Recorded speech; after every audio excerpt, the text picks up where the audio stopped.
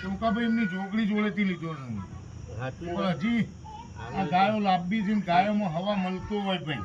હાચું મારી જોગણી ભેળી થઈને કદાચ મારા હારવાર હેડતી હોય અને એની વાડ છે ભાઈ.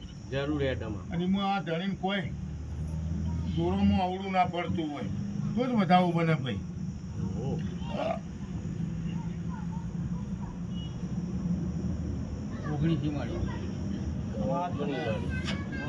તમારી વધાવો આજ તારો ગણી લો જોગણી મોર કરીને હેડજો ભાઈ.